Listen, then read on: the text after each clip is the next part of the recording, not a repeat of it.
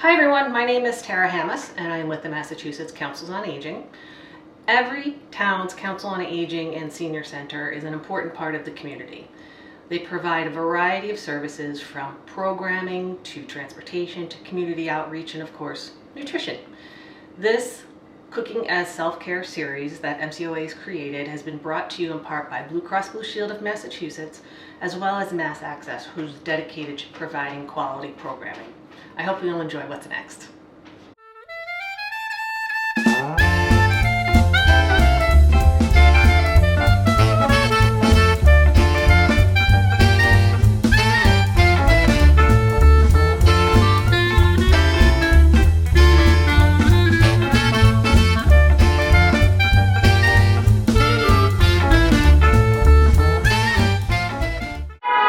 Oh, I guess we should shut the windows. Whether you're cooking along with us or not, feel free to pour yourself a little something special. Remember, whenever you start cooking, please wash your hands. My name is Tara Hammis and I am with the Massachusetts Councils on Aging. I'm one of their member services directors as well as a registered dietitian. And what I like to do is share some nutrition information, do a little cooking. Folks love cooking demos. I am not a professional chef. This is my home kitchen, which I cleaned exceptionally well for you. Today is the start of a 12-month series called Cooking as Self-Care. Every month we are going to have a little bit of a nutrition theme, maybe a program theme. We'll tie in some nutrition tips, some food safety tips, and we'll look at if there are any celebrations going on that month or not. All you need to do is decide if some of the information that I give you fits into your life or not. And if it does, fabulous. If it doesn't, that's fine as well. We all have different reasons for eating the way we do, shopping the way we do. It is fine. What I want to do is try to help you eat a little bit better to enjoy whatever time you have left. If you are 27, 47, 67, or yes, 87, we don't know how much time we have left on the planet. So why not at least make a little bit of effort in choosing healthier foods most of the time. Cheers. Today we're talking about one pan, one pot, and typically I want to tell you a couple of things. Typically what I usually like to do is share recipes that have flexibility. So if you don't have something, great, no problem. Keep it moving. You can do it. It's still going to be good for you. What chicken chili, what chicken chili. The recipe we're going to cook today is the white chicken chili. Full disclosure, I am a vegetarian, and so I make modifications along the way as to the way I would consume the recipe. I want you to do the same, whether it's adding more meat or organic foods, that's fine. There's no judgment in Tara's kitchen, in MCOA's kitchen. We really want you to just try to eat as best as you can with your taste preferences, which is most important that people completely leave out, especially dietitians. You know, we'll try to push foods to folks to say, oh, you need to do. Well, if you don't want to do the third do, then it's not going to work. We need to find something that you like because it tastes better to you. Because the best diet doesn't mean a thing if you're not going to eat it. So what we'll start with is chopping our onion. Like I said, I am not a professional chef, and you don't have to be either. Somebody asked me one day which XYZ gadget I recommended or what were the best tools to have in the kitchen. And I find that you can do a lot with the basics. And so that's why I really encourage folks to buy the best knife that they can in the size and the weight that they prefer.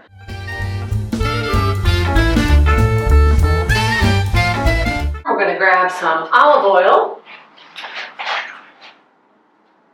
Yes, yes, yes, yes. Ooh, can you hear my snakes? They're really squeaky.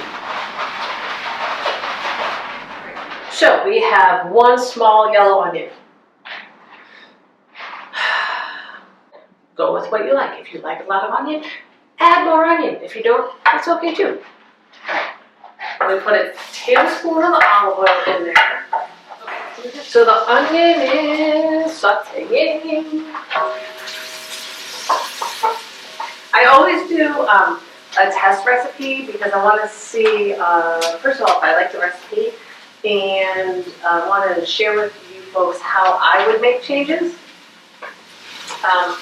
And then, since the test food as well as this recipe isn't going to go to waste, I need to make sure that I'm going to make it the way that either I'm going to eat it or a friend or a family member is going to eat it. So last night when I was making this, I may have had the heat up a smidge too high initially, and my onions burned. And oh dear Lord, is there anything worse than the smell of burning onions? Maybe burned butter. My daughter came out the other day and said, "Mom, what did you burn?" I'm like, "Nothing." Okay. Oops. So I was talking about peeling onions or garlic earlier, and how you can crush it with your knife. You don't need a fancy tool, and you can use a press, or you can just, again, use a basic knife and chop it. You don't have to have the fancy knife skills. You chop it to small enough pieces. But one of the issues is a lot of times folks will buy fresh produce, fresh herbs, fresh, etc., and they end up not using it, and it becomes wasteful both for the environment but also for your pocketbook. Why have extra food waste? Why throw money down the drain? And as much as I love fresh ingredients most of the time, I don't really like peeling garlic. And so I have found also that minced garlic that you can keep in the fridge for much longer is the way to go for me. As we're chatting, I want to make sure that you do what works for you.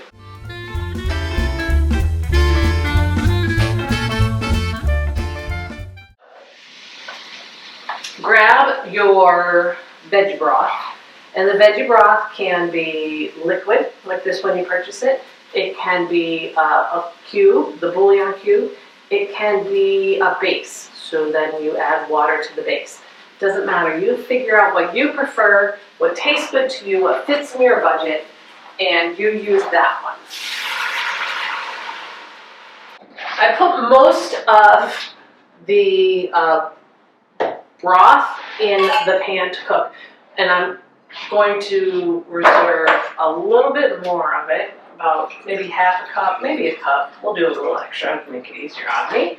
Put 1 cup of the vegetable base in.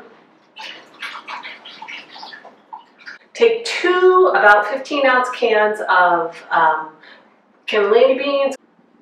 Drain those, grab them, and then we're going to throw them in the pot as well.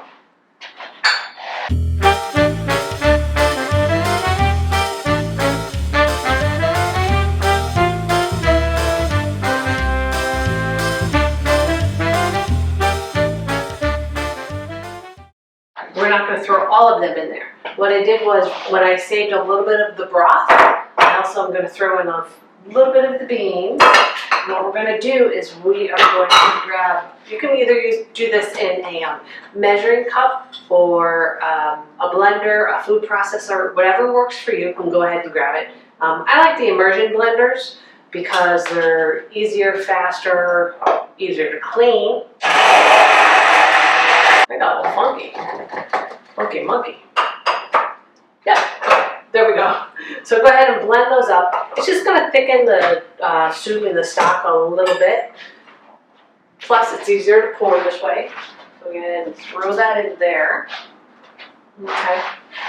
This recipe calls for an 8-ounce brick of the lighter cream cheese. And when I did the test recipe, to me it was a little much. Feel free to use the full 8 ounces, But for this time around and for the demo, we're going to just use the 4 ounces. By pulling back a little bit on the amount of cream cheese that's going into it, I think we'll be able to appreciate the other flavors that are in the soup. And by appreciate, I mean feel all of the heat that the cayenne and the diced green chilies are bringing us. What we're going to do is add the corn, a cup and a quarter, and then about 2.5 cups of chicken. Let's do the corn first.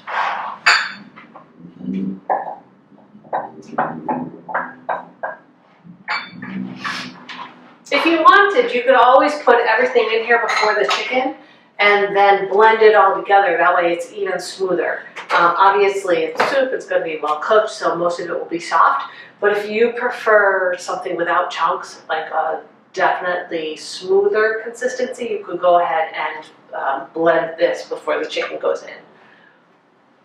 Right. So what we're going to do is we're going to take the 2.5 cups of the chicken, which I cooked already. I bought it raw. I cooked it in the oven. I just baked it. And then what I did was, and this really is the most important factor, is I took the temperature. I'm really cautious about food safety and the temperatures and the way that we handle food and our personal hygiene in the kitchen.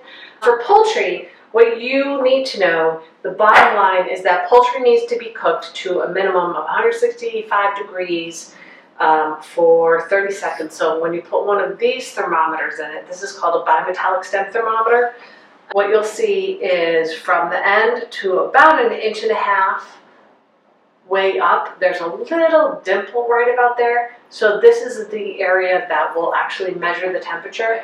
So let's go ahead, we'll add the chicken in there. It's already been cooked, so really it just needs to be heated through at this point. Ooh. That's good looking. We're going to make sure that this simmers for about another 10 minutes to make sure that the chicken gets heated through, maybe 5 minutes, depending on how you have that cranked up there. Looks beautiful, it smells fabulous. And if you want it thicker, you can add more corn and you can blend that up. You could add some pasta, some rice, whatever you like. But depending on how thick you want it, you can even add bread. You can add Italian loaf bread, whether it's stale or not, and you rip it up in smaller pieces. Oh my, this really looks good. It's perfect for the winter, perfect for, even if you don't eat a lot of it the first night that you make it, it's one of those fabulous dishes that you can, excuse me, off you go. Okay, nope, down you go. Let's try this again. That you can make for the night of and then cool and freeze in individual portions. That's just as easy. So what we'll do is we'll take the chicken chili dish. I don't know if you can see it without me spilling it. I'll try. And you can add a couple of corn chips to it. Cut up some avocado if you like. You can also add a little bit of cheese. There's cheddar. I have a mix of cheddar and Monterey Jack in there. Or you can use a little bit of lime juice, whether it's a fresh lime, or you can use the bottled lime if you want, whatever brand. Again, it doesn't matter. But make sure that you definitely want to add a little bit of salt and pepper, maybe. Oh, that's good. Mama liked the lime. Now, I was going to lead with this recipe this month because we're trying to keep with recipes that are simple and delicious. But I was worried that even though we're talking today a little bit about nutrition basics, I didn't think it would be as exciting enough. But the cool thing about it is that I made this last night, again, as my test recipe. And then I found myself sort of picking at it last night and this morning. And one of the cool things about the baked oatmeal is that it has a slightly different texture to it. So I know a lot of folks don't like the gummy oatmeal sort of porridge texture. This has a slightly crisper top as well as border. I was thinking about it this morning, and one of the things that I think is great about it for not just older adults, but people who have issues with their dentition, with chewing, is that it's not super gummy like an oatmeal, but it's not hard like a bar, or as I like to say, a food rectangle. This baked oatmeal has a little bit of a crunch, faint, but it's soft enough so that if you are having trouble chewing, then you can still have some fabulous nutrition benefits. It has the old-fashioned oats in it. It also has plenty of liquid milk. It has apples, 2 apples in a full 9 by 13 inch pan. It has the cran raisins, which are basically sweetened cranberries, because cranberries are so tart, most people don't want to eat them as is, so they're usually dehydrated and sweetened and or a combination. So you can use the raisins, or you can use dried cherries or dried blueberries or whatever dried fruit that you like. I don't want you to be afraid of eating the dried fruit. I don't want you to be afraid of 100% juice. I know a number of folks say that, you know, if you eat too much of either of those, it isn't good for you. And sometimes that's the only form of fruit and or vegetable that some people can access. So go ahead, if that's what works for you, feel free. Oh, I forgot to put out here, I'm sorry, our maple syrup, which is what I used was the 100% maple syrup.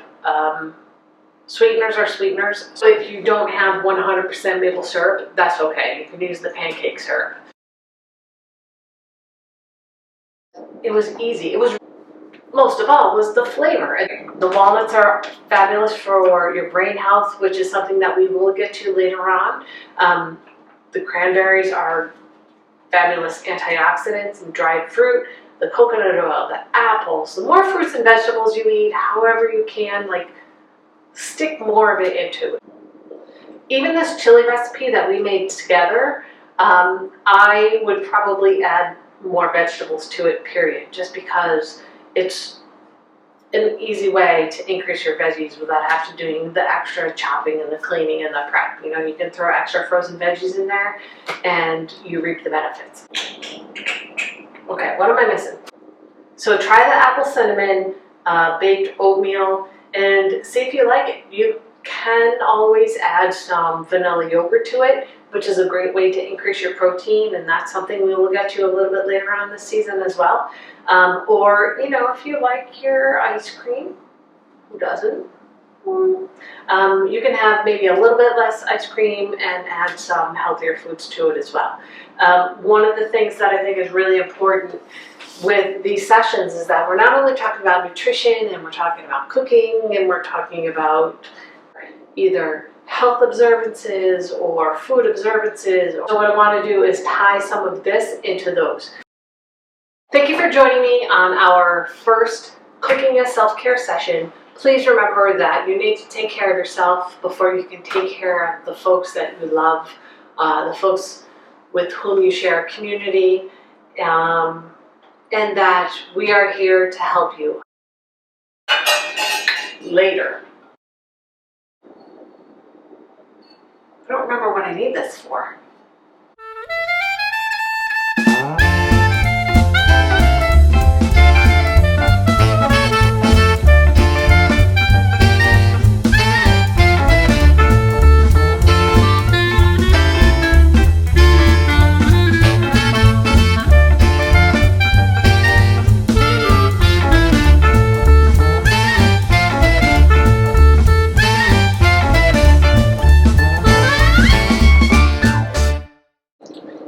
I hope you enjoyed the program. This is just one of the ways the Councils on Aging are serving folks statewide. If you're looking for more information, please contact your local Council on Aging by calling them or visiting their website. Thank you and be well.